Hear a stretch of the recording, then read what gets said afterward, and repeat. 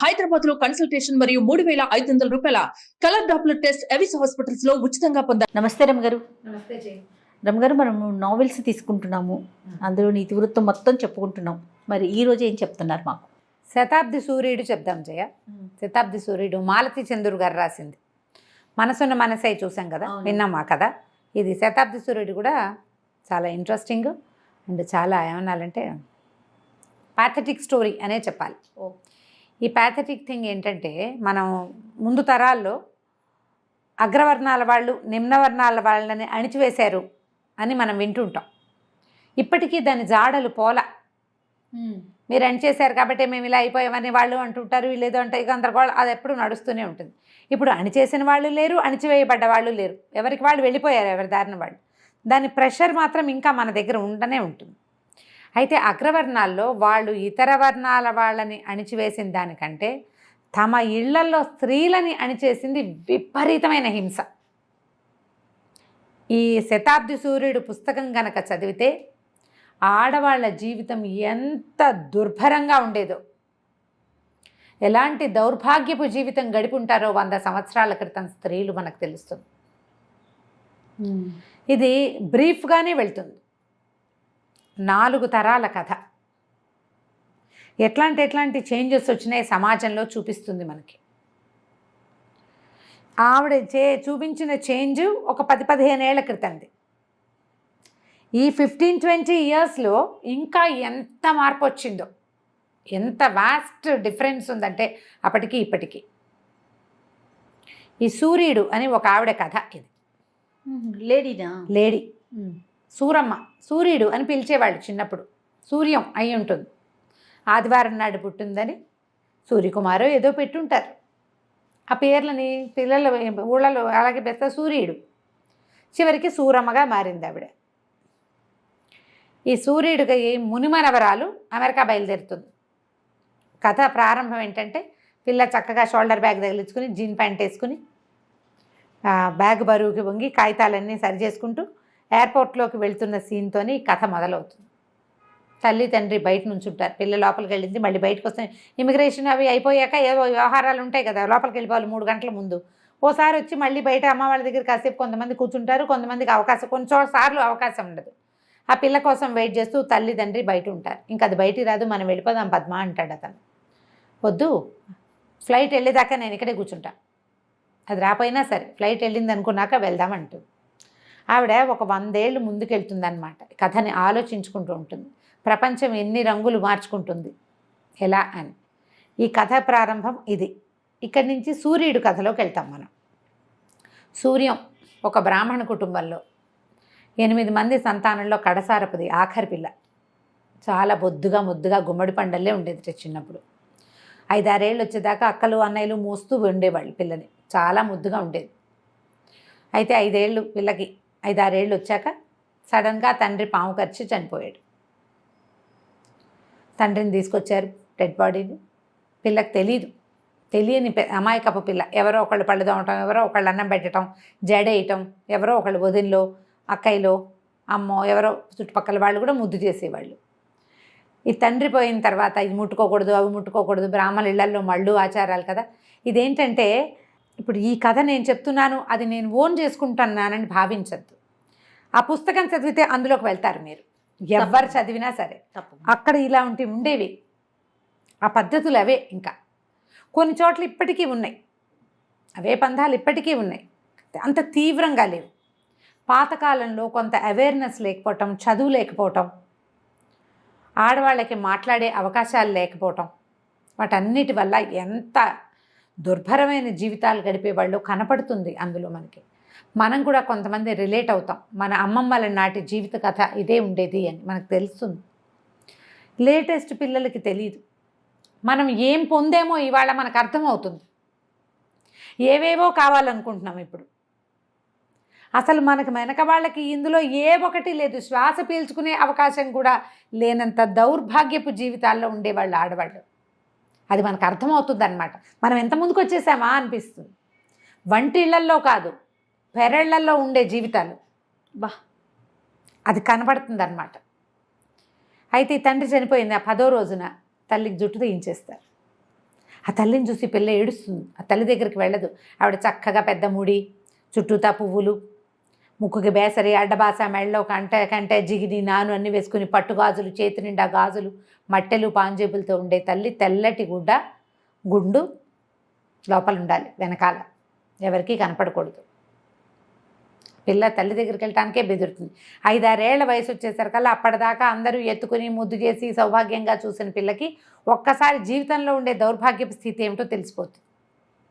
మడి, సంటు, సొంటు, వదిన్లు, అన్నయ్య, అమ్మ తమంతా మైలవాళ్ళు, అక్కయ్యలు, మావయ్యలు, అత్తయ్యలు అంతా మడివాళ్ళు. వాళ్ళు వేరు, వీళ్ళు వేరు, విడిగా తినాలి, ఏమీ ముట్టుకోకూడదు, ఏమీ చేయకూడదు. అప్పటిదాకా అమ్మాయి జీవితంలో లేవు, అప్పుడే తెలుసుకుంది. తండ్రి పోయిన ఏడాది లోపలనే పెళ్లి చేద్దామంటాడు. చిన్నన్నయ్య చాలా కరుకైన వాడు. 3 అన్నయ్యలు, 4 అక్కయ్యలు. రెండో అన్నయ్య కొంచెం కరుకైనవాడు. పెద్ద అన్నయ్యకి పెళ్ళయింది, ఆయన వేరే ఉంటాడు. రెండో అన్నయ్య వీళ్ళతో పాటు. మూడో అన్నయ్యకి ముల్లన్నయ్య కూడా పెళ్ళవుతుంది, ఆయనకి పిల్లలు లేరు. రెండో అన్నయ్య ఏంటంటే కరణి వాళ్ళ నాన్నలాగానే బ్రాహ్మణ్య స్మార్థం ఇది చేసేవాడు, పౌరోహిత్యం చేసేవాడు. పిల్ల పెళ్లి చేసేద్దామంటారు. మేనమావలు వాళ్ళు అంతా ఏమో ఇప్పుడు వద్దు, ఏడాది లోపల ఎందుకు, కన్యాదానానికి ముందు మీ నాన్న 3 కన్యాదానాలు చేశాడు కదా, వద్దంటారు. ఇంకో 2 ఏళ్ళు గడుస్తాయి ఇట్లాగే. తల్లికి ఏమీ మాటలేవు. అంతకుముందు ఆవిడ జుట్టున్న చంద్రవంకలు అవి అలంకరించుకున్న బుర్ర ఉంచుకుని భర్త ఏది చెప్తే అది వినేది. ఇప్పుడు కొడుకుల చేతిలోకి వచ్చేసింది ఆవిడ. వాళ్ళు ఏం చెప్తే అది వినాలి. 8వ ఏట సూర్యుడికి పెళ్లి చేశారు. చక్కగా నోవులు, వ్రతాలు అవి ఇవి చేయించారు. సరదాగా అత్తగారింటికి వెళ్ళి వచ్చేది. సన్నగా పొడుగ్గా ఉన్న పిల్లవాడు, 14-15 ఏళ్ల పిల్లాడు, చదువుకుంటున్న పిల్లాడు, ఒక్కడే కొడుకు. ఆ సంబంధం కుదిర్చారు. భర్త అబ్బాయితో ఫ్రెండ్షిప్ తెలిసింది పిల్లకి. కాస్త పెళ్ళి అవి అప్పటిదాకా ఏదో ఆర్చంగా ఇలా ఆడుకుంటూ ఉండేది. మెల్లిగా కాస్త వ్రతాలని, పిల్లలతో పెళ్ళవగానే నోవులు పట్టించడాలు అవి ఉండేవి. కొన్నిసార్లు అత్తగారింటికి వెళ్ళటం, కొన్నిసార్లు వీళ్ళింటికి రావటం, అబ్బాయి పండక్కి రావటం అన్నీ ఉండేవి. సంవత్సరం తిరిగింది. 9 ఏళ్ళు నిండబోతుండగా ఒకరోజు కబురు వచ్చింది. అప్పుడు ఊరంతా మసూచిపోసింది. మసూచిపోసి ఈ సూర్యుడి మొగుడు చచ్చిపోయాడని కబురు వచ్చింది. 9 ఏళ్ల పిల్ల. ఇక ఏముంది, వైధవ్యం. తీసుకెళ్ళారు, కాలవకి తీసుకెళ్ళటం. 10వ రోజున తీసుకెళ్ళి సూత్రాలు గీత్రాలు అన్నీ తీసేస్తారు. తెల్లగుడ్డ, రంగుల పరికిణీళ్ళు కట్టుకోకూడదు, చీర కట్టడం నేర్చుకోవాలి, పరికిణీళ్ళు కట్టుకోకూడదు, లంగాలు వేసుకోకూడదు, తెల్ల చీరే కట్టుకోవాలి. సడన్గా తన జీవితం ఎందుకు మారిపోయిందో అమ్మాయికి అర్థం కాదు. అసలు అంత ఊహ కూడా లేదు. తల్లిలాగా తను కూడా ఉండాల్సి వస్తుంది. ఇక పొద్దున్నే ఎవరికి కనపడకూడదు, ముగ్గేయకూడదు, అవి చేయకూడదు, ఎవరికి కనిపించకూడదు, వంట చేయకూడదు, అన్ని పనులు చేయాలి, కానీ ఎవరికి కనపడకూడదు, దొడ్లోనే ఉండాలి, ఇంట్లోకి రాకూడదు. తెల్లవారు లేవగానే అన్నయ్యలకి వదినలకి కనపడకూడదు. ఇదివరకు అట్లాగా పెద్దవాళ్ళు 6 చదువుతా అవి చదువుతా అచ్చంగా ఇలా ఆడుకుంటా కుదరదు. పని చేసుకోవాలి అంతే. ఇక జీవితం లేదు. కొంచెం 4-2 ఏళ్ళు గడిచేసరికల్లా మెచ్యూర్ అవుతుంది. సహజంగా జరిగేది కదా. ఈ ఉన్న వాటికి తోడు ఇది కూడా వచ్చిందా అని ఏడుపు. పెద్ద జడ పిల్లకి. వాళ్ళ చిన్న ఇది పెద్దది కూడా అయింది, దీనికి ఇంత జడ ఉంటే ఏ విధవ పని చేస్తుంది, మనకి కుటుంబం పరుగు పోతుంది, జుట్టు తీసేద్దామంటారు. 13 ఏళ్ల చిన్న పిల్లకి వైధవ్యము, గుండు. పూర్వకాలం ఒక 70-80 సంవత్సరాల క్రితం ఇదే మన రాష్ట్రాల్లో ఆడపిల్లల స్థితి. బ్రాహ్మణులు ముఖ్యంగా వాళ్ళు చాకిరికి తప్పిస్తే ఎందుకు పనికిరారు. కేవలం పనే చేయాలి. జుట్టుంటే మడివంటకు పనికిరారు. ఓహో, జుట్టు తీస్తేనే కుదురుతుంది. సకేశా అకేశా అని అడుగుతాడు కన్యాశుల్కం నాటకంలో గిరీశం గారు. జుట్టుందా లేదా అని.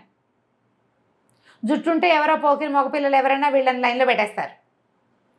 ఇంట్లో అందరికీ సంసారాలు ఉంటాయి, అందరికీ కడుపులు, కాన్పులు, పురుళ్ళు, పుణ్యావచనాలు జరుగుతుంటాయి. వీళ్ళకి ఏమీ ఉండవు. ఎవరో ఒకళ్ళు వీళ్ళ ఆసక్తతని ఆసరా తీసుకుంటారు. ఆసరా తీసుకున్న వాడి దౌర్భాగ్యుడు బాగానే ఉంటాడు.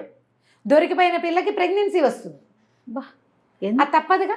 ఎంత దుర్భర పరిస్థితి కదా రమ్మగారు. అది తప్పదు కదా. అసలు అది ఎలా ఉంటుందంటే మెలిపెడుతున్నట్టుగా ఉంటుంది. ఎంత నగ్న సత్యం ఇది.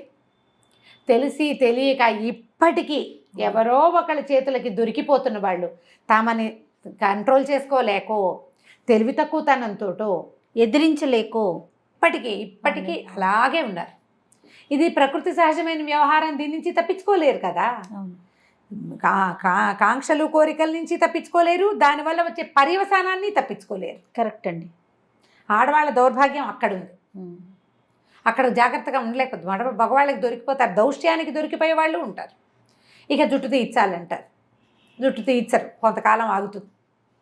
ఇంతలో వాళ్ళ మామగారు కబురు చేస్తారు, పిల్లని పంపించండి, మరి మా దగ్గరే ఉంచుకుంటా, ఓ పిల్లాడిని దత్తు చేసుకుంటా. వాళ్ళకి ఒక్కడే పిల్లాడు కదా, చచ్చిపోయాడు. మరి రేపొద్దున కర్మాంతరాలు తమకి కర్మలు చేయాలంటే తమకు కుమారుడు వద్దు. అందుకని కోడల్ని మా దగ్గరే ఉంచుకుంటాము, కోడలే దత్తత చేసుకుంటుంది. ఈ పిల్ల చూస్తే 13 ఏళ్ల పిల్ల, దీనికి ఇది పెంపకపు బాధ్యత దీనికి ఏమొస్తుందంటే, ఈ అమ్మాయికి కనుక పెంచుకోలేదనుకో, కోడలికి మనోవర్తి ఇవ్వాలి. వీళ్ళు దావా చేస్తారు, మా పిల్లకి మీ అబ్బాయి చచ్చిపోయాడు, వాడి పేరు మీద వైధవ్యం అనుభవిస్తున్న పిల్లకి మనోవర్తి. అప్పట్లో ఈ మనోవర్తివి బాగా నడిచేది. కుమారులు చచ్చిపోతే ఇక వీళ్ళు మనోవర్తి వాళ్ళ అత్తమామ ఆస్తి ఈ అమ్మాయికి వచ్చేస్తుంది కొంత భాగం. అందుకని ఈ అమ్మాయే పెంచుకున్నట్టుగా చేశారనుకో, మనోవర్తి వక్కర్లా. అసలు ఈ పిల్లకి మళ్ళీ పెళ్లి చేయటం అన్న ఊహ కూడా లేదు.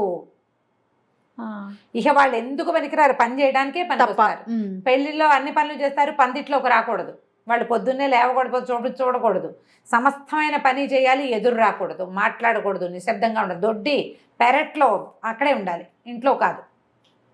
ఈ పిల్లే పెంచుకోవాలి ఇంకో పిల్లాన్ని. వాళ్ళ చుట్టాల పిల్లాడు ఒక 6-7 ఏళ్ళ పడినాడు, అంత 6-7 ఏళ్ల పిల్లాన్ని పెంపకం అంటే ఇదేం పెంచుతుంది అనుకుంటారు. కానీ సరే ఏమనుకుంటారు, వాళ్ళు రమ్మన్నారుగా, వాళ్ళ అత్తవారితే పెత్తనం, తీసుకెళ్ళి దింపుతారు. ఈ అమ్మాయి ఏమనుకుంటుంది, ఇక్కడ చీత్కారాలు, విసుక్కోవటము, చిన్నదని విసుకోవటం, పెద్దదని విసుకోవటం, జడేసుకుంటుంటే ఎప్పుడైనా పాపం తలకాయ దూకునేది. ఇంత పెద్ద జుట్టు కదా, ఈ చిన్నదని చూసి ఇది నూనె ఖర్చు, దీనికి షోకులు అని తిట్టిపోసేది ఆవిడ. నానా రకాలుగానే ఉండేది. తల్లి అశక్తురాలు, ఏమనేది కాదు. అమ్మ బంగారం అంతా సూర్యుడికి పెట్టి పెళ్లి చేద్దామంటారు, కానీ తర్వాత మానేస్తారు. అమ్మ బంగారం అమ్మి పెళ్లి ఖర్చులు పెడతారు. పిల్లకేదో బాల తొడుగు వంటి మీద ఉన్న బంగారమే పెడతారు. సరే మళ్ళీ అత్తారింటికి వెళ్తే సరే అక్కడ ప్రశాంతంగా ఉంటుంది. అత్తగారు ఏమందు, తను చిన్నప్పుడు అమ్మ ఎట్లా కళగా అలంకరించుకుని ఉండేదో ఈవిడ అట్లాగే ఉంటుంది. మామగారు ఆయన పనిలో ఆయన ఉంటాడు. కాకపోతే ఆయన దృష్టిలో ఏదో తేడా ఉందని ఈ 13 ఏళ్ల పిల్లకి తెలుస్తుంది. ఒకనాటి రాత్రి ఆయన ఏదో చెయ్యిపోతాడు. ఇది భయపడి అన్నయ్యకు ఉత్తరం రాస్తుంది, నన్ను తీసుకెళ్ళిపో, నేను ఇక్కడ ఉండను. చచ్చిన ఆ మాట చెప్పకూడదని తెలుసుకుంటుంది. ఆ వయసుకి విజ్ఞత వచ్చేస్తుంది. ఈయన నాతో మిస్బిహేవ్ చేశాడు అని చెప్పదు, కామ్గా ఊరుకుంటుంది. ఇంటికి వెళ్ళిపోతున్నాను, నేను ఇక్కడ ఉండలేనని చచ్చేలా ఏడుస్తుంటే ఏమంటారు, అన్నయ్య అనుకుంటాడు, పోనీలే నేను ఉంచుకుంటాను, నా దగ్గరే ఉంటుందని. బుల్లన్నయ్యకి పిల్లలు లేరు, ఆయన ఉంచుకుంటానంటాడు. ఈ అమ్మాయిని పంపేసిన సంవత్సరం తిరగకుండానే మావగారు ద్వితీయ వివాహం చేసుకున్నాడు 16 ఏళ్ల పిల్లని, వంశం నిలబడ్డానికని వస్తుంది కబురు. అప్పుడు వీళ్ళు మళ్ళీ వెళ్తే 2000 రూపాయల మనోవర్తి కింద ఇస్తారు. ఆ డబ్బులు చేత్తపుచ్చుకొని చెల్లెల్ని తీసుకొచ్చేసి ఇంకా జుట్టు ఉంచరు, జుట్టు తీయించేస్తారు. తెల్ల పంచ, 16 ఏళ్ల పిల్ల తెల్ల పంచ కట్టుకోవాలి. అప్పట్లో బ్లౌజులు కూడా వేసుకునేవాళ్ళు కాదు, వేసుకోకూడదు. కాకపోతే ఏంటంటే చిన్నపిల్ల కదా అని దీనికి అమ్మాయి మరి ఇంకా ఎదిగే వయసులో ఉండగానే కదా భర్త పోయాడు, పొడుగు చేతులు రవికలు కుట్టించేవాళ్ళట. ఆ కథలో ఉంటుంది అట్లా. ఒకసారి కళ్ళు మూసుకుని అది ఊహిస్తే మామూలుగా కదా, వెన్నులోంచి పాము పరిగెడుతున్నట్టు ఉంటుంది, వెన్నుపూసలు. భయం, ఏమిటి ఎక్కడి నుంచి ఎక్కడికి వచ్చామారా మనం అనిపిస్తుంది. సంతోషించాలో ఏం చేయాలి ఏమిటి అసలు, ఆ రోజులను ఊహిస్తేనే భయం వేస్తుంది. ఈవిడికి ఊహలు వచ్చేవి. కొంచెం చదువుకుంది, అన్నయ్య పెద్ద బాల శిక్ష అవి ఇవి చదివించాడు. ఆ పత్రికలు ఈ పత్రికలు చదివినప్పుడు వీరేశలింగం పంతులు గారు రాజమండ్రి వెళ్ళి నా జుట్టు తీస్తున్నప్పుడు వెళ్ళి పంతులు గారి దగ్గరికి వెళ్ళిపోతే పోయేది. హాయిగా పెళ్లి చేసుకుని సుఖంగా ఉండేదాన్ని. వీళ్ళందరి దగ్గర చాకరీ చేయాల్సి వచ్చేది. టెన్నిస్ బాల్ లాగా పెద్దక్కయ్య గారింట్లో ఫంక్షను, పెళ్ళి, పేరెంటం, పురుడు పని చేయాలి. చిన్నక్కయ్య ఇంట్లో అదేదో, పెద్దక్కయ్య ఇంట్లో ఇది, అన్న ఇంట్లో ఇది, పిల్లలు పెద్దవాళ్ళు అయ్యారు, మెచ్యూర్ ఫంక్షన్స్, అన్నిటికీ పని పని పని పని పని తప్ప ఎక్కడ బహుమతి లేదు, మెప్పు లేదు, దేనికి ఒక గుర్తింపు లేదు. యంత్రాన్ని చూసినట్టు పనికి మాత్రమే గుర్తింపు. అయితే చిన్నక్కయ్య కూతురు పెళ్ళికి వెళ్తుంది. పెళ్ళిలో అంతా పనిచేశాక పెళ్ళికి వెళ్ళేటప్పుడు తెల్ల చీరలు అశుభమని మీ బావ కొనలేదే, నాదే పాత చీర, ఈసారి వచ్చినప్పుడు కొనిపెడతానని చీర కూడా కొనిపెట్టకుండా చాకరీ చేయించుకుని పంపిస్తుంది చిన్నక్కయ్య చెల్లెలు. మనుషులు వాళ్ళందరూ కూడా ఇప్పుడు మన చెల్లెలేని ఆపేక్షగా ఉండేవాళ్ళు కాదు మనుషులు. ఇప్పుడు లేరు అట్లా. ఇప్పుడు కూడా చాకరీ చేయడానికి ఒకళ్ళు ఉంటే వాళ్ళు ఒక చులకనగా ఉంటుంది. ఎవరైనా మన కింద పనిచేస్తుంటే మనకి చులకనే, కృతజ్ఞత ఉండదు. కృతజ్ఞతలు బయట వాళ్ళ మీద ప్రదర్శిస్తారు, ఇంట్లో వాళ్ళ మీద ఏం ప్రదర్శించరు. నువ్వు ఉన్నావు కాబట్టి నా పని గడిచింది అనరు. అయితే కొద్ది రోజుల తర్వాత మళ్ళీ కబురు ఏమొస్తుందంటే, ఈ చిన్నక్కయ్య కూతురు ఏ పిల్లకైతే పెళ్ళికి వెళ్ళిందో ఆ పిల్ల పురిటికి వచ్చిందని దానికి ఒంట్లో బాగుండలేదు, సాయం రమ్మంటుంది చిన్నక్కయ్య. ఆ పిల్లకి ఏదో పాపం చాలా అనారోగ్యం, ఇంత పొట్ట పీచులాగా కాళ్ళు చేతులు సన్నగా ఉండి కడుపుతో ఉంటుంది, కనడానికి సిద్ధంగా ఉంటుంది. ఆ పిల్ల డెలివరీలో పోతుంది. చచ్చిపోతుంది అమ్మాయి, అక్కయ్య కూతురు. ఈ పుట్టిన పిల్లని ఎవ్వరూ ఎత్తుకోరు. నా పిల్ల చావుకు వచ్చిందంటారు. ఈ చంటి పిల్లని ఏం చేస్తుంది? ఈ సూర్యుడే ఒళ్ళో వేసుకుని కూర్చుంటుంది. పంచదార నీళ్ళు పట్టమని చెప్తుంది మంత్రసాన్ని. 2-3 రోజులు నీళ్లు పోసి ఆ పిల్లని ఉంచుకుంటుంది ఒంట్లో. ఎవరైనా ఎత్తుకున్నా ఏడుస్తుంది ఆ పిల్ల, ఇది ఈవిడ ఎత్తుకుంటే ఊరుకుంటుంది. ఎక్కడైనా వాళ్ళ అమ్మ వాళ్ళు తీసుకెళ్ళమంటారు. పిల్ల అత్తవారు ఈ చంటి పిల్ల నాయనమ్మ వాళ్ళు, మేము మగ పిల్లాడైతే తీసుకునే వాళ్ళం, ఆడపిల్లని మేమేం చేసుకుంటామంటారు. వాడు ఇంకో పెళ్లి చేసుకోవాలి మా వాడంటే వీడి అడ్డం అంటారు. బయట పారేయమంటాడు బావ, ఈ సూర్యుడు వాళ్ళ బావ. ఈవిడ మెల్లిగా ఆ పిల్లకి పోత పాలు పోసి 10 రోజుల తర్వాత 10 రోజులు కనిపిస్తుంది. ఆ పిల్లని వదలబుద్ధి కాదు ఈవిడికి. అంతకుముందు ఎవరు పిలిచినా తిరిగేది. ఈ పిల్లని నేను పెంచుకుంటాను అన్నయ్య అని ఆ బుల్లన్నయ్యని అడుగుతుంది. అతను ఏం చేస్తాడంటే ఈవిడ దగ్గర డబ్బు ఇచ్చారు కదా మామగారు, ఎవ్వరికి ఇవ్వనివ్వడు, జాగ్రత్తగా దాచిపెట్టి తిప్పి మంచివాడు. ఎందుకంటే పిల్లలు లేరు, సహజంగా మంచివాడు. ఈ పిల్లతో స్నేహం చెల్లెలతోటి. ఆయన ఏం చేస్తాడంటే సరే పెంచుకోమని చెప్పి వాళ్ళు ఈ పిల్లని క్లెయిమ్ చేయకుండా కాగితం రాయించుకుంటారు. ఇంత పెంచాక మా పిల్లని మాకు ఇచ్చేయమని వాళ్ళు అడిగితే అదేలే కాగితం రాయించుకుంటారు. కాగితంతో సరే ఆ పిల్లని తెచ్చుకుని దత్తు చేసుకుంటుంది, తనే పెంచుకుంటుంది. ఇక పిల్లని పెంచేసరికల్లా ఈ బుల్లన్నయ్య గారింటికి పిల్లని, అంతకుముందు బుల్లన్నయ్య ఇంట్లో ఉండేది కదా, ఎంతసేపు ఏడ్చేది. చంటి పిల్ల, తల్లిపాలు లేవు, ఈ పోతపాలకే దానికి ఏ కడుపులో మంట వస్తుందో పసిబిడ్డకి, తెగ ఏడ్చేది, ఏడుపు కొట్టు పిల్ల. దాంతో ఆవిడ ఈ పిల్లని పెట్టుకోవడానికి మా ఇంట్లో వీలు లేదని ఆవిడ వీలు లేదని పోట్లాడుతుంది. సరే అయితే నాకు ఇంకో ఇల్లు చూడు, నా పిల్లని పెట్టుకుంటాను నేనంటూ. ఈయన ఏం చేస్తాడంటే డబ్బులు దాచాడు కదా, ఒక ఆ సందులోనే ఆ వీధిలోనే ఓ పక్కన ఒక 3 గదుల ఇల్లు అమ్మకానికి వస్తే ఇల్లు కొనేస్తాడు. కొనేసి ఈ పిల్లని తల్లిని అక్కడ పెడతాడు. గృహప్రవేశం బుల్లన్నయ్య బుల్లొదిన చేస్తారు. వాళ్లే కూర్చుని ఈ పిల్లకి పేరు కూడా పెడతారు, కమల అని పేరు పెట్టిస్తుంది. ఆ పిల్ల చక్కగా పెరుగుతుంది. చిన్నప్పుడు ఏడుపు కొట్టుగా ఉండేది, కానీ పెద్ద అయ్యే కొందికి చక్కగా పెద్ద పెద్ద కళ్ళు, నాజుగ్గా పచ్చటి పిల్ల.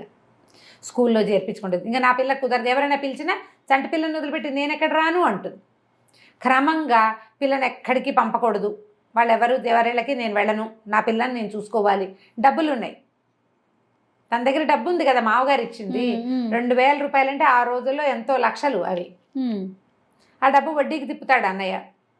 క్రమంగా పక్కన ఇంకో వాటా వేసిస్తాడు చెల్లెలకి ఆయన, ఆవిడ డబ్బులతోటి. అది అద్దెకిస్తే అద్దె డబ్బులు వస్తాయి. పిల్లని చక్కగా పోతకలాగా పెంచుకుంటుంది. 4th ఫారమో ఏదో చదువులోకి వస్తుంది, పెళ్లి సంబంధాలు చూడడం మొదలు పెడుతుంది. ఈ లోపల చిన్నక్కయ్య రంగప్రవేశం చేస్తుంది. నా మనవరాలు కదా, నా చిన్న కొడుకు ఇవ్వు నీ పిల్లని అని. ఇది చదువుకుంటుంది, నీ కొడుక్కి సరిగ్గా చదువు లేదంటుంది చెల్లెలు సూర్యుడు. ఆవిడ కాదంటుంది, కాదు వాడికి మంచివాడే, వాడికి మార్కులు రాలేదు, మాస్టర్లకి మావాడంటే గిట్టదు, అందుకని ఫెయిల్ చేశారు, వాడు సిగరెట్లు కాలుస్తాట, నాకు వద్దంటుంది ఈవిడ. ఏమైనా సరే నా మనవరాలు నా కొడుకే ఇవ్వాలని ఆవిడ బలవంత పెట్టి పెళ్లి చేస్తుంది. ఈ కమల ఊరుకుంటుంది, మెతకది. తల్లి ఎంత ముద్దుగా చేసినా గారాబం చేసినా పెంకితనం రాలేదు ఆ పాపం ఆ పిల్లకి. ఆ బుల్లి తాతయ్య బుల్లి మామ వాళ్ళతో పాటు ఉండి మొత్తాన్ని పెళ్లి చేసేస్తారు. పెళ్ళి అయిపోతుంది, మంచి మార్కులు వస్తాయి. కానీ ఈ సత్యం ఆ పిల్లాడి పేరు.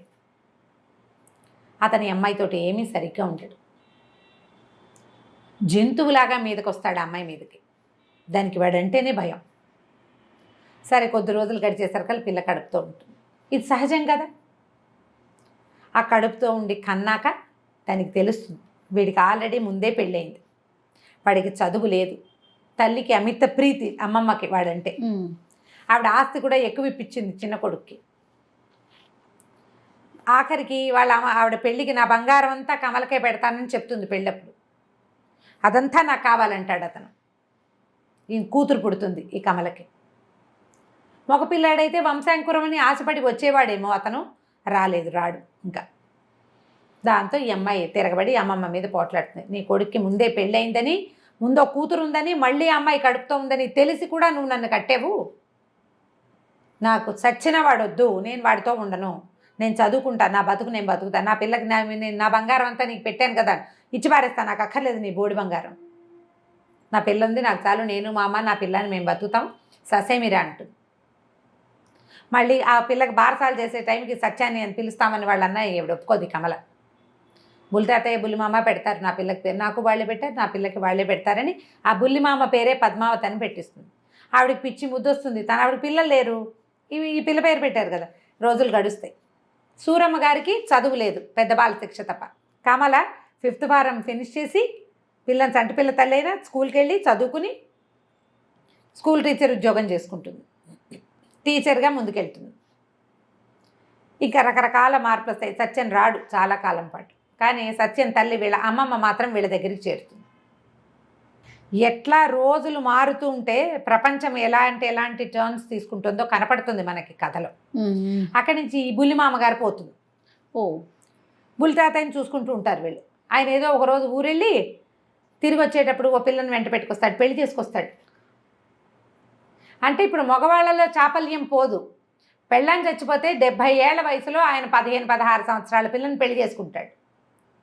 9 ఏళ్ల వయసులో మొగుడు చచ్చిపోయిన సూరమ్మకి పెళ్లి చేద్దామని ఎవరు అనుకోలే. మూలను కూర్చోబెట్టారు. మగవాళ్ళు ఇలా చెయ్యొచ్చు.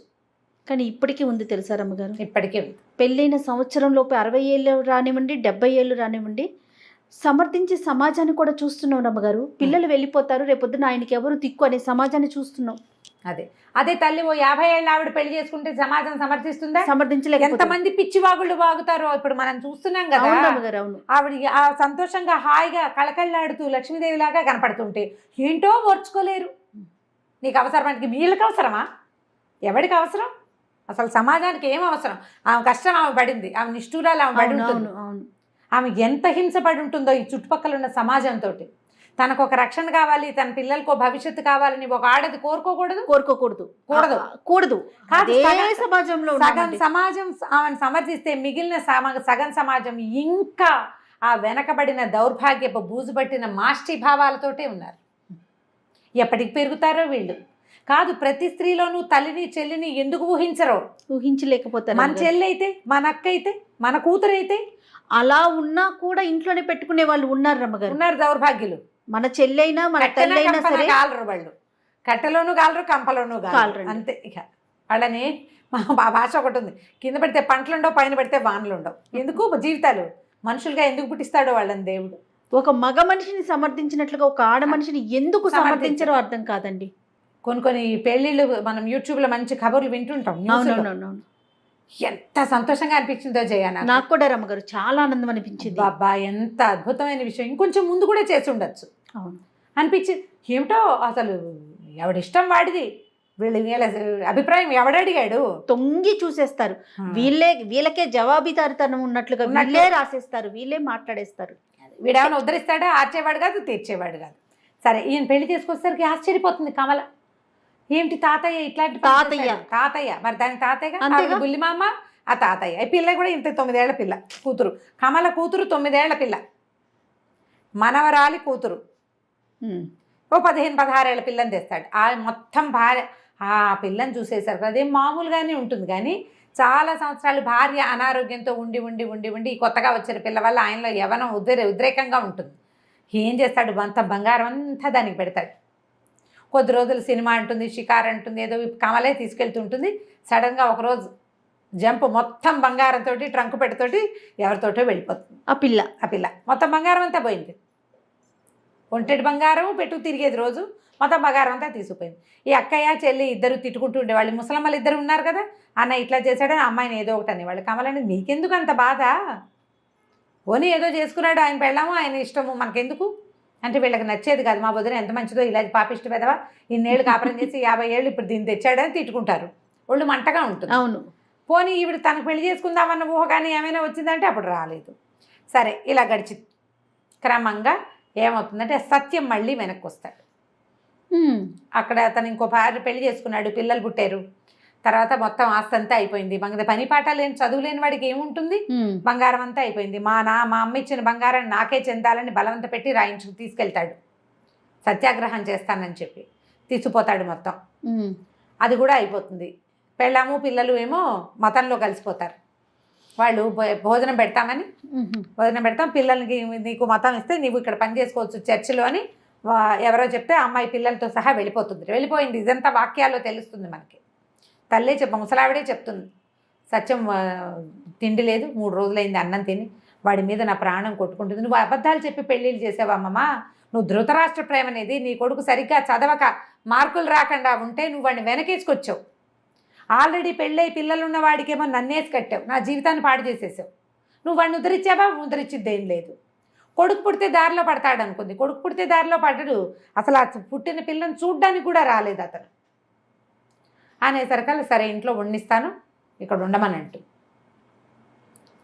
మళ్ళీ కొడుకుని ఇంట్లో చేరుస్తుంది. కానీ ఈ అమ్మాయి అతని దగ్గరికి రానివ్వదు ఆ కమల. కొంతకాలం తర్వాత ఈ ముసలావిడికి బాగా అనారోగ్యం ముదిరేసరికల్లా ఈ పిల్ల పద్మ బీఎస్సీలోకి చేరుతుంది. అంత పెద్దదైపోతుంది. మొదట కమల వాళ్ళ అమ్మ ఖద్దరు కట్టుకునేది, కమల కాటన్ చీరలు కట్టుకునేది, సిల్క్ చీరలు కట్టుకునేది. పద్మ దగ్గరికి వచ్చేసరికల్లా చక్కగా స్కర్టు, పోనీ టైలు, కమలది కూడా ఇంత పెద్ద జడ. కానీ పద్మకి పల్చటి జుట్టు, పుట్టడమే గుండుతోటి పుట్టిందని రాస్తారు కథలో. బాబు హెయిర్ చేయించుకుంటుంది, హాయిగా ఉంటుంది. వీళ్ళకేమో వద్దంటారు ముసలివాళ్ళు, కానీ ఆవిడకి పెద్ద ఆవిడకి బాగా ఇష్టంగా ఉంటుంది మనవరాలు అట్లా ఉండటం. ఏం చేస్తుందంటే దీనికి డబ్బులు ఉన్నాయి, నువ్వు యూనివర్సిటీకి పంపించు, దాన్ని చదివించమని చెప్తుంది. ఎవ్వరూ లేకుండా చూసి దీన్ని చెప్తుంది అనమాట కమలకి. 25,000 వస్తాయి, నేను దీన్ని చిన్నప్పుడే ఇట్లా నేను అన్యాయం చేశానని అనిపించింది నాకు, అందుకని నేను ఎల్ఐసి లాంటిది ఇన్సూరెన్స్ చేశాను. పిల్లకి 18 ఏళ్ళు 20 ఏళ్ళు నిండేసరికల్లా డబ్బులు వచ్చే ఇది ఉంది, మెచ్యూర్ అయిపోయింది, ఈ సంవత్సరం డబ్బులు వస్తాయి, 25,000 వస్తాయి, యూనివర్సిటీకి పంపించు, అది ఎంఎస్సి చదవాలి, కాలేజ్ ప్రిన్సిపల్గా ఉద్యోగం చేసుకోవాలి నా మనవరాలు. ఇవాళ రేపు అలాగే ఉన్నారు ఆడపిల్లలు. ఆవిడలో ఎంత మార్పు వచ్చిందో చూడు. అక్కడి నుంచి ఏం చేస్తుంటే ఆ కాగితాలు ఎవరికి కనపడకుండా వీడికి దొరికితే లాగేసుకుంటాడు, ఆ డబ్బు కొట్టేస్తాడని దిండులో వేసి కుట్టేస్తుంది అనమాట. దిండు ఓపెన్ చేసి చేతిలో పెడుతుంది, చూస్తే 25,000 వస్తాయి. ఈ పిల్ల ఫస్ట్ ఇయర్ ఎంఎస్సి అయ్యేసరికాలనే ఆవిడ చనిపోతుంది. సత్యం వీళ్ళతోటే ఉంటాడు. ఒకరోజు భార్య దగ్గరికి రాబోతాడు, ఆవిడ ఒప్పుకోదు. ఆ చిన్నప్పుడు చేసిన 14-15 ఏళ్ల నాటి కాపురమే మళ్ళీ ఆ భర్తను దగ్గరికి రానివ్వదు. నేను మీ అమ్మ అడిగిందని రానిచ్చాను, నాకు ఏ ఆసక్తి లేదు, నువ్వంటే ఆసక్తి లేదు, జీవితం అంటే ఆసక్తి లేదంట. సరే కొంతకాలానికి ఈ అమ్మాయి ఎంఎస్సి పూర్తయి ఉద్యోగంలో చేరాక తల్లి టీచరు, కూతురు లెక్చరరు అవుతారు. రామశేష్ అని ఒక కుర్రాడితోటి పెళ్లి సంబంధం కుదుర్చుకుంటారు. అతను చాలా మంచి పిల్లవాడు. కట్నం తీసుకోవడం ఇష్టం లేదు, ఇవ్వడం ఇష్టం ఉండదు పద్మకి. మా చెల్లెల పెళ్ళికి మాకు డబ్బులు అవసరం, నేను ఈ డబ్బు ఇచ్చేస్తాను వెనక్కి తిరిగి, అప్పుగానే ఇది అనుకోండి అంటాడు. పెళ్ళైన 2-3 ఏళ్ళకి డబ్బు ఇచ్చేస్తాడు. 20,000 కట్నం తీసుకుని 20,000 ఇస్తాడు. అంటే మగవాళ్ళలో ఎలాంటి మార్పు వచ్చిందో చూపిస్తున్నారు. జనరేషన్ మారే కొద్దీ ఇప్పుడు అలాంటి వాళ్ళు ఉన్నారు కొంతమంది. పాత లాంటి మా తాతయ్య లాంటి వాళ్ళు ఉన్నారు. వీళ్ళు కదా మారాలి. అక్కడి నుంచి పెళ్ళవుతుంది పద్మకి. మెల్లిగా ఈ పద్మ అవసరాలని తండ్రి దగ్గరుండి చూడడం మొదలు. సత్యం ఇంట్లోనే ఉంటున్నాడు కదా, పిల్ల యూనివర్సిటీ కాగితాలన్నీ అతనే చేస్తాడు. బట్టలు కత్తిరించి కుట్టడం అవన్నీ కొన్ని రోజులు ఇంట్లో నుంచి వెళ్ళిపోతూ ఉండేవాడు, మధ్య మధ్యలో వస్తూ ఉండేవాడు.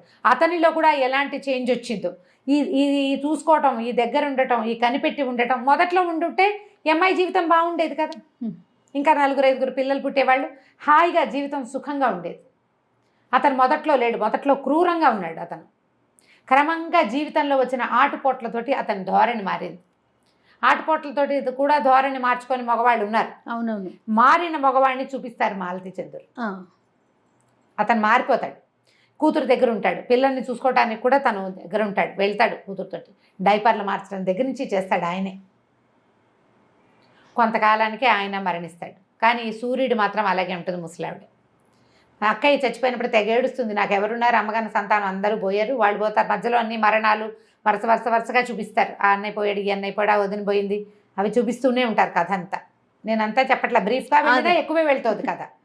అక్కడి నుంచి ఏమవుతుంది, కమల కూడా క్రమంగా కొంతకాలం ఉండి ఉండి ఉండి ఆవిడ మరణిస్తుంది. ఆ సూర్యుడు ముసలావిడ మాత్రం ఉండిపోతుంది, 100 ఏళ్ళ వయసు. అబ్బా. ఈ పద్మ ఏం చేయాలో తెలియక ఆవిడని తనతో పాటు వైజాగ్ తీసుకొచ్చి తన ఇంట్లో అట్టు పెట్టుకుంటుంది.